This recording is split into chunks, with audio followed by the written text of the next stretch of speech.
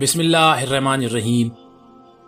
دوستو، آج ہم شہر رامپور کے ایک جلیل القدر بزرگ قطب الارشاد حضرت شاہ احمد علی خان صاحب رحمۃ اللہ علیہ کی حیات پر گفتگو کریں گے، جن کا مزار شریف رامپور کے مشہور مدرسے جامع العلوم فرقانیہ مسٹن گنج میں موجود ہے۔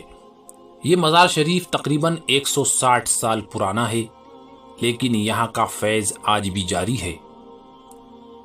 ناظرین، میں آپ کا دوست بلال راز اس امید کے ساتھ یہ ویڈیو آپ کی خدمت میں پیش کر رہا ہوں کہ آپ اسے مکمل دیکھ کر اپنے دوستوں میں بھی ضرور شیئر کریں گے۔ آئیے آج کی ویڈیو کا آغاز کرتے ہیں۔ قطب الارشاد حضرت شاہ احمد علی خان رحمۃ اللہ علیہ افغانی نسل سے تھے۔ آپ کے والد ماجد کا نام حضرت مولانا مصری خان تھا، جو شاہجہاں پور سے رامپور تشریف لائے تھے۔ آپ ظاہری و باطنی علوم میں کامل اور اپنے وقت کے خدا رسیدہ بزرگوں میں سے تھے۔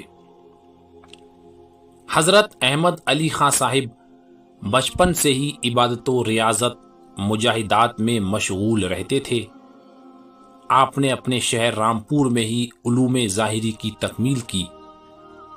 آپ کو فارسی میں ید طولہ حاصل تھا۔ تعلیم کی تکمیل کے بعد آپ کے دل میں تصوف اور روحانیت و خدا طلبی کا جذبہ پیدا ہوا، تو آپ حضرت شاہ سلطان امام الدین غالب جہاں کی خدمت میں حاضر ہوئے اور ان سے مثنوی مولانا روم پڑھنے لگے۔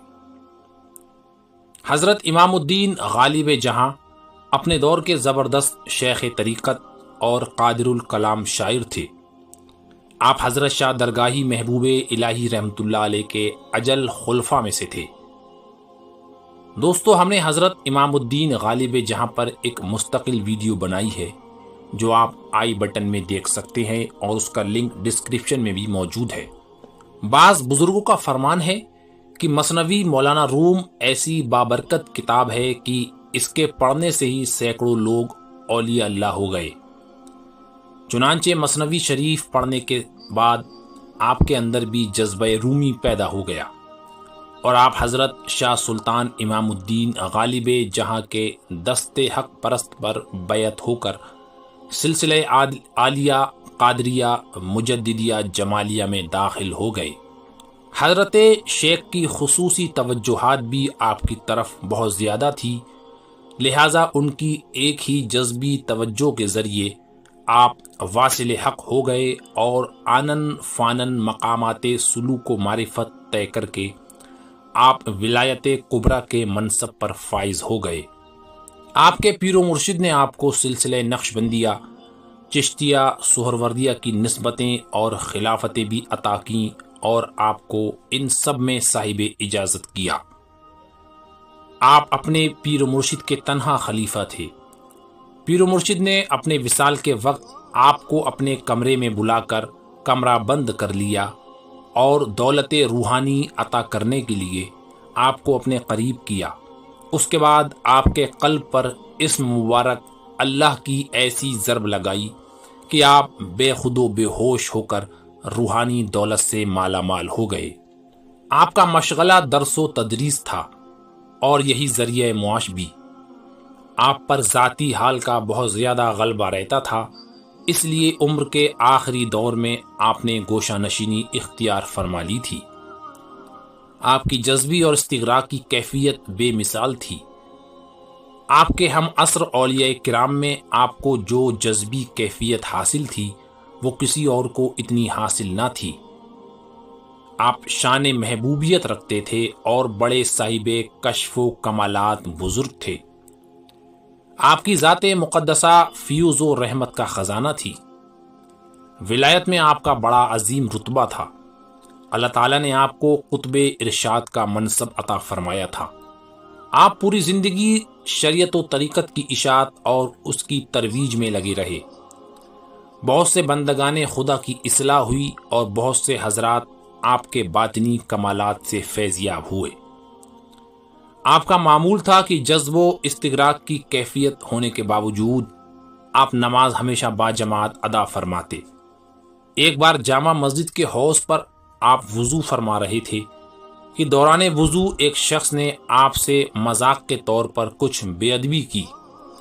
اس وقت آپ نے جذبی کیفیت میں جلال سے اس کی طرف دیکھا، جس کا یہ اثر ہوا کہ وہ شخص بخار میں مبتلا ہو کر کچھ روز میں ہی انتقال کر گیا۔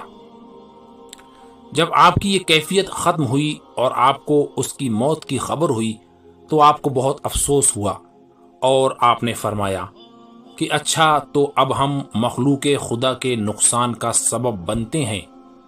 لوگوں کو ہماری حالت کا اندازہ نہیں ہوتا اور ہمیں اپنے حال و کیف میں خبر نہیں ہوتی۔ بے اختیاری میں ایسا ہوا جس سے اس شخص کو نقصان پہنچ گیا، لہٰذا ہم آئندہ اپنے مکان میں ہی نماز پڑھیں گے، مکان سے اب باہر نہیں نکلیں گے۔ اس کے بعد آپ ساری زندگی کے لیے گوشہ نشین ہو گئے۔ آپ نے بہت سخت چلے اور مجاہدے کیے۔ ایک بار 1 سال کے روزے اس طرح رکھے کہ بس افطار کے وقت صرف 1 پاؤ دودھ نوش فرماتے، اس کے علاوہ سحری و افطار میں کچھ نہ لیتے۔ کبھی دوران چلہ کشی صرف افطار کے وقت پانی کے چند قطروں سے روزہ افطار کرتے، اس کے علاوہ کوئی غذا نہ لیتے۔ اللہ تعالیٰ نے آپ کو باطنی علوم اور روحانی کمالات و تصرفات کے ساتھ ساتھ علوم ظاہری میں بھی درجہ کمال عطا فرمایا تھا۔ آپ تمام علوم و فنون میں یکتائے زمانہ ہستی تھے۔ فارسی زبان و شعر و ادب میں آپ کو مکمل دسترس حاصل تھی۔ شعر و شاعری کا بھی آپ کو ذوق تھا۔ آپ احمد تخلص فرماتے۔ آپ کا کلام نہایت عارفانہ اور معیاری ہے اور اس میں اسرار و نکات کا خزانہ موجود ہے۔ ایک مرتبہ مشہور شاعر مرزا اسد اللہ خان غالب رامپور آئے تو یہاں کے ارباب و علم و فن سے ملاقاتیں کیں۔ اسی دوران انہیں آپ کے بارے میں بھی خبر ہوئی تو آپ کے مرید و خلیفہ حضرت سید شاہ نظام رامپوری کے وسیلے سے مرزا غالب آپ کی خدمت میں حاضر ہوئے۔ غالب نے درخواست کی کہ حضرت والا اپنا کلام سنائیے۔ حضرت شاہ صاحب ان دنوں گلستان شیخ سادی کی تضمین لکھ رہے تھے، وہی مسودہ اٹھا کر غالب کے سامنے رکھ دیا۔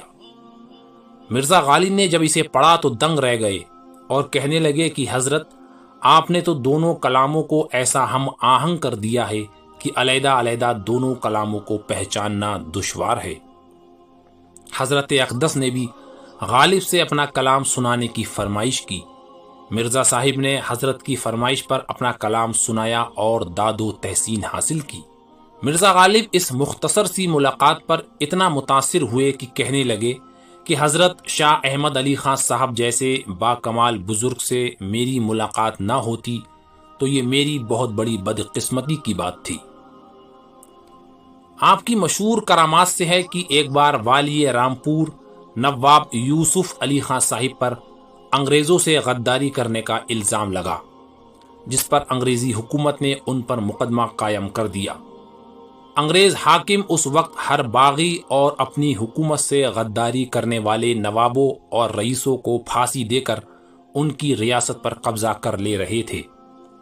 ایسی مشکل گھڑی میں نواب یوسف علی خان نے اپنے متعلقین میں سے کہا کہ اس وقت پیشوائے اولیاء رامپور حضرت حافظ شاہ جمال اللہ رامپوری کے سلسلے کا کوئی کامل بزرگ ہو تو اس کی خدمت میں جا کر اس معاملے کو پیش کیا جائے اور ان سے دعا اور توجہ کی درخواست کی جائے۔ لوگ باہم مشورے سے حضرت شاہ احمد علی خان علیہ الرحمہ کی خدمت میں حاضر ہوئے اور نواب صاحب کا معاملہ آپ کے روبرو رکھا۔ آپ نے نواب صاحب کے لیے دعا کرنے کی 3 شرطیں رکھیں۔ پہلی یہ تھی کہ ضرورت مندوں کی درخواست نواب صاحب 7 دن کے اندر سنے، مہینوں اور برسوں انہیں نہ لٹکایا جائے۔ دوسری یہ تھی کہ رامپور کے گلی کوچوں سے گزرنے والے جنازوں پر بعض بیہودہ قسم کے بچے بدتمیزی کرتے ہیں جس سے اہل جنازہ کو تکلیف ہوتی ہے، اسے حکومت کی طرف سے فوراً روکا جائے۔ تیسرے یہ کہ کسی مجبوری کے تحت مال گزاری ادا نہ کرنے والے لوگوں کے گھروں کا سامان اور ان کے بچوں کے زیورات کرک کر لیے جاتے ہیں، جس سے بچوں کے ساتھ ان کے والدین کو بھی سخت تکلیف ہوتی ہے، اسے بھی روکا جائے۔ نواب صاحب نے ان تینوں شرطوں کو منظور کیا اور شہر بھر میں ان شرائط کے نفاذ کا اعلان کر دیا۔ جب حضرت شاہ صاحب قبلہ کو اس کی خبر ہوئی تو آپ مسرور ہوئے اور فرمایا کہ نواب دانائے ہند ہے۔ اس کے بعد نواب یوسف کے معاملے کی طرف توجہ دینا شروع کی۔ نواب صاحب اپنے مقدمے کی تاریخ پر الہ آباد گئے تو وہاں سے باعزت بری ہوئے، ساتھ ہی حکومت نے خوش ہو کر تحصیل ملک کے کچھ علاقے ان کو انعام میں دے دیے۔ نواب صاحب حضرت کی اس کرامت سے بے حد متاثر ہوئے اور آپ کی خانقاہ اور آپ کے مرشد کے عرس کے لیے نذرانہ مقرر کرنا چاہا، لیکن آپ نے اپنے مریدین و خلفاء سے مشورہ کرنے کے بعد نواب صاحب کا نذرانہ لینے سے انکار کر دیا۔ حضرت کی خانقاہ کے عرس میں امیر و غریب سب حاضر ہوتے تھے۔ آپ کے مریدین ان مہمانوں کی بہتر طریقے سے مہمان نوازی کرتے۔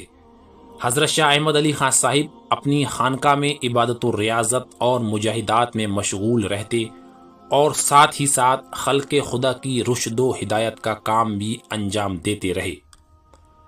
آپ نے بے شمار گناہگار، فاسق و فاجر لوگوں کو مومن کامل بنا دیا اور اپنے مخلصین، مریدین و متوسلین کے قلوب کی صفائی، باطن اور تزکیہ نفس کی جانب توجہ فرماتے رہے۔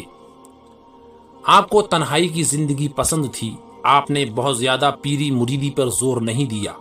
اکثر فرماتے تھے کہ ہمیں مریدوں کا لشکر تیار کر کے شہرت و نام و نمود کا شوق نہیں، ہم سچے مخلص تعلیمان حق کو ہی داخل سلسلہ کرتے ہیں۔ اگرچہ آپ کے فیض سے بہت سے حضرات فیضیاب ہوئے، لیکن ان فیضیاب ہونے والوں میں کاملین، واصلین اور عارفین حضرات کی تعداد 9 تھی، جن کے اسماء گرامی ہیں: خواجہ خلق حضرت خواجہ خان محمد خان صاحب، حضرت سید نظام شاہ نظام رامپوری، حضرت شاہجی محمد نور محمد خان، حضرت شاہ محمود خان، حضرت حافظ علی بہادر خان صاحب، حضرت شاہ علی بہادر خان صاحب، حضرت صاحبزادے مہربان علی خان، حضرت صاحبزادے ہادی علی خان، حضرت شاہ بہاؤالدین خان صاحب وغیرہ۔ آپ کے تمام خلفاء میں سب سے زیادہ آپ سے فیضیاب ہونے والے حضرت خواجہ خان محمد خان صاحب تھے، جو آپ کے خلیفہ اعظم اور جانشین قرار پائے اور آپ کے وصال کے بعد مسند ارشاد پر جلوہ افروز ہوئے۔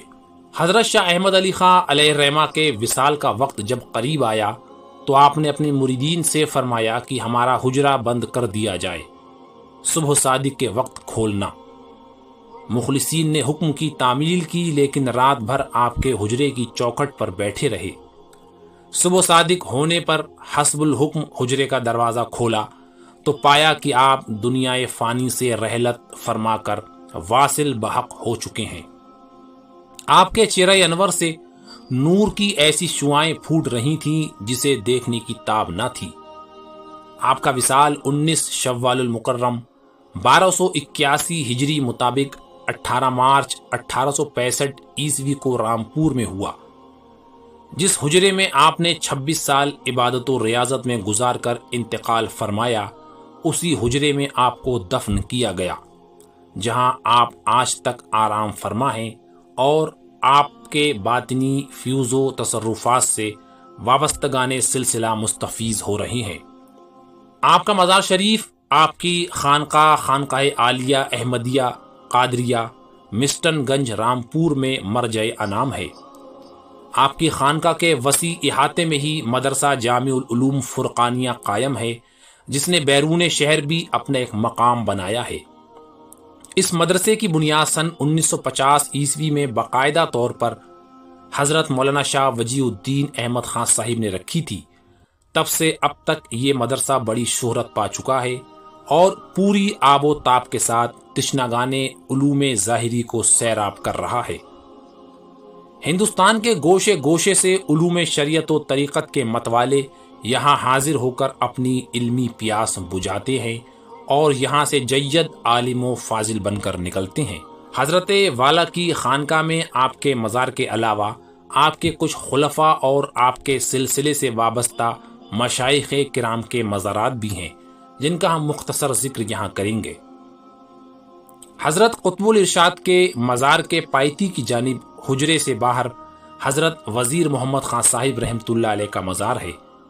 آپ قطب الارشاد کے جانشین حضرت خواجہ خان محمد خان صاحب کے صاحبزادے اور خلیفہ اعظم ہیں۔ آپ خانقاہ احمدیہ کے صاحب سجادہ بھی تھے۔ آپ اپنے وقت کے زبردست اور کامل الحال بزرگوں میں سے تھے۔ آپ کا وصال سن 1925 عیسوی کو ہوا۔ آپ کے مزار سے جانب مغرب ایک ہی قطار میں 3 مزارات ہیں۔ ان میں سیدھے ہاتھ کی طرف سے پہلا مزار حضرت سید شاہ نظام رامپوری علیہ رحمہ کا ہے، جو حضرت قطب ارشاد کے صاحب حال مرید اور شہر رامپور کے صاحب فن اور استاد شاعر تھے۔ مرزا غالب نے آپ کو میر رامپور کا خطاب عطا کیا تھا۔ آپ اپنے پیر و مرشد کے بڑے شیدائی اور عاشق صادق تھے۔ تمام عمر حضرت کی صحبت سے فیض یاب ہوتے رہے اور بعد وصال بھی مرشد کے قدموں میں آرام فرما رہی ہیں۔ آپ کے برابر میں ہی آپ کے پیر بھائی حضرت میاں غلام احمد تمیز کا مزار شریف ہے۔ آپ بھی حضرت قطب ارشاد کے صاحب فیض مریدین میں سے تھے۔ آپ نے حضرت ہی کے ہاتھ پر اسلام قبول کیا تھا اور مرشد کی توجہ باطنی کی بدولت مقام عالیہ پر پہنچے۔ ان مزار کی پائتی کی جانب 2 مزارات ہیں، جن میں سے ایک مزار حضرت مولانا حافظ شاہ وجی الدین احمد خان صاحب اور دوسرا مزار شریف حضرت شاہ ممتاز حسین صاحب کا ہے۔ یہ دونوں صاحبان حضرت وزیر محمد خان صاحب کے مرید و خلیفہ اور جانشین تھے۔ ان دونوں حضرات نے سلسلہ احمدیہ کے فیضان کو دور دور تک عام کیا اور خلق خدا کی ظاہری و باطنی رہنمائی فرمائی۔ آپ کی گرہ قدر کوششوں سے حضرت قطب الارشاد کے سلسلے کا فیض شہر اور صوبے کی حد سے تجاوز کر کے ہندوستان کی مختلف ریاستوں اور خطوں میں پہنچا اور وہاں کے عوام اس سلسلے کے باطنی فیوز سے خوب مستفیض ہوئے اور اب تک ہو رہے ہیں۔ اس مختصر ویڈیو میں ہم ان باعظمت بزرگوں پر تفصیل سے گفتگو نہیں کر سکتے۔ اگر موقع ملا تو انشاءاللہ ہم ایک علیحدہ ویڈیو ان مشائخ کی حیات پر اپلوڈ کریں گے، جس میں ان کی زندگی کے مختلف گوشوں پر تفصیلی روشنی ڈالی جائے گی۔ یہ مختصر مگر جامع ویڈیو، جس میں ہم نے سلسلہ عالیہ قادریہ مجددیہ جمالیہ کے صاحب الحال بزرگ قطب الارشاد حضرت شاہ احمد علی خان صاحب کا ذکر کیا، آپ کو کیسی لگی کمنٹ کر کے ضرور بتائیں۔ انشاءاللہ جلد پھر ملاقات ہوگی، دعاؤں میں ضرور یاد رکھیں۔ اللہ حافظ۔ اس ویڈیو کو لائک کر کے اپنے احباب میں شیئر کریں اور چینل کو سبسکرائب کر کے بیل آئیکن کو بھی ضرور پریس کر دیں۔ جزاک اللہ۔